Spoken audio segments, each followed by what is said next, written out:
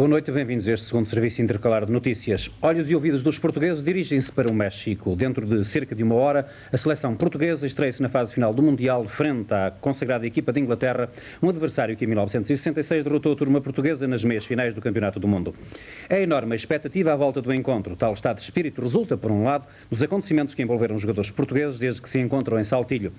Por outro lado, há alguma controvérsia relativa à formação inicial que o selecionador José Torres terá escolhido, formação que talvez não inclua, pelo menos no começo, o portista Futre, considerado uma das possíveis vedetas deste Mundial.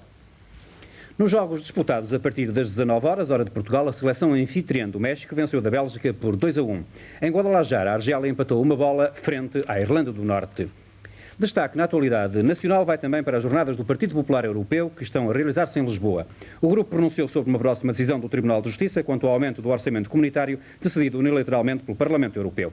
Esta decisão do Tribunal de Justiça vai no sentido de que seja considerado ilegal esse aumento.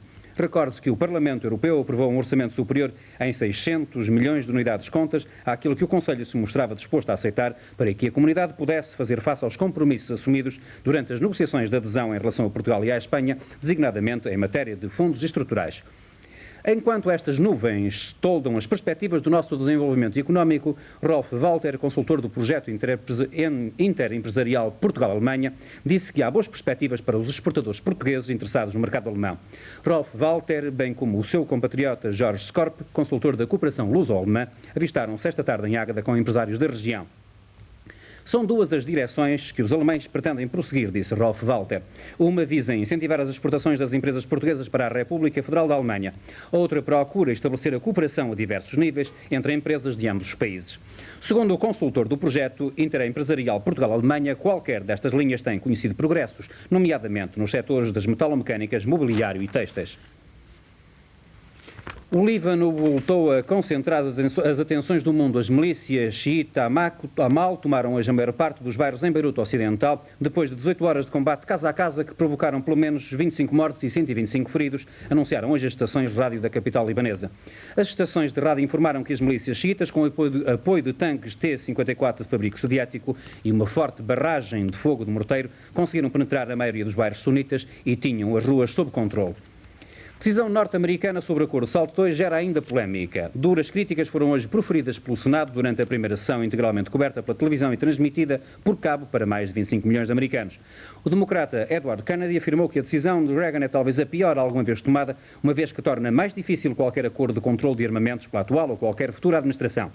Kennedy admitiu ter havido violação ao Tratado sobre Armas Estratégicas pelos soviéticos, mas defendeu que os limites propostos não foram ultrapassados. Recorde-se que Reagan anunciou que se a União Soviética não respeitar o SALT II, os Estados Unidos instalarão no final deste ano mísseis cruzeiro nos bombardeiros B-52.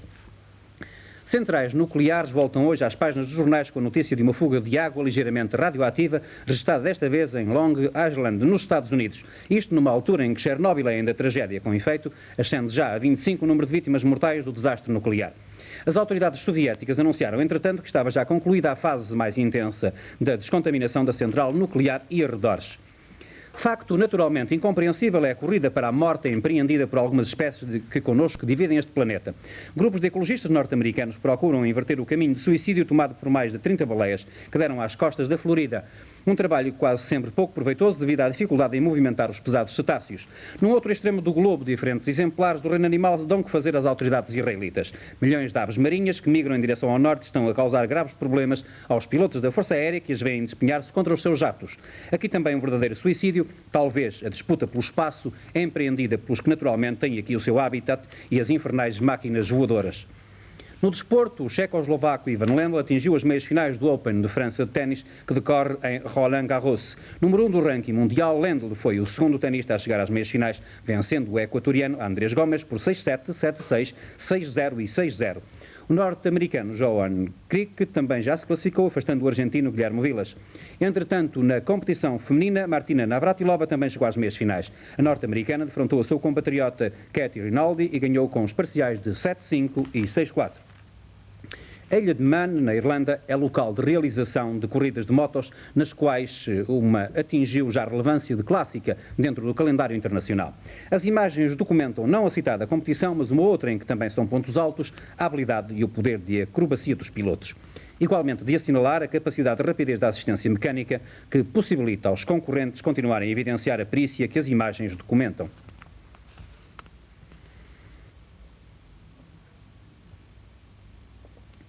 Voltaremos cerca das 22h40 com mais notícias. A continuação de uma boa noite para si.